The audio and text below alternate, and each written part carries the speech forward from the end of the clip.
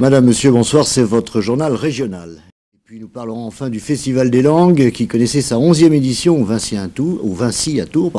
10 000 visiteurs et des radios amateurs pour écouter grâce aux ondes les langues du monde entier. Le Festival des langues connaissait sa 11e édition au Vinci à Tours. 10 000 visiteurs sont venus voir les stands où on pouvait découvrir comment apprendre une langue. Et surtout, une nouveauté cette année, les radios amateurs étaient présents pour écouter, grâce aux ondes, les langues du monde entier. Nathanaël Lemaire, Luc Perrault étaient sur place.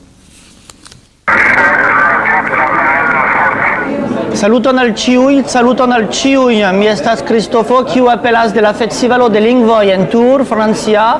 La nouveauté de ce 11e Festival des langues, c'est le monde entier qui s'invite à Tours par le truchement des ondes radiophoniques. Cette année, les radios amateurs ont mis leur matériel à la disposition du public pour communiquer dans toutes les langues. C'est charmant de découvrir à Tours, qui est le berceau de la langue française, cette ouverture sur le monde avec la possibilité de contacter des pays étrangers extrêmement lointains et aussi extrêmement proches, parmi les pays européens par exemple. Et c'est vrai que les radios amateurs apportent une ouverture radiophonique, auditive, qui permet au public tourangeau de découvrir un petit peu toute cette sonorité qu'on ne peut pas avoir en regardant uniquement la télévision par exemple.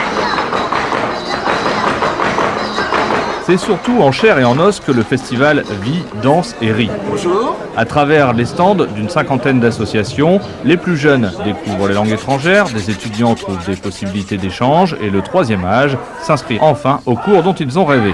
On découvre par des natifs des sonorités de la langue et finalement très vite on se rend compte qu'on comprend le chinois, on comprend l'irlandais, on comprend les bretons très vite, alors qu'avant on était persuadé qu'on n'était pas doué pour les langues. Donc les cadres ludiques autour des musiques, des danses, des animations folkloriques, des stands d'exposition, des associations qui sont là, eh bien cet ensemble, plein de synergie et motive effectivement les personnes pour apprendre les langues dans un cadre du coup après plus traditionnel. Près de 10 000 personnes ont fréquenté ce week-end un festival vraiment plein de surprises. Maintenant, je vous montre le langage le plus simple du monde, qui est universellement reconnu.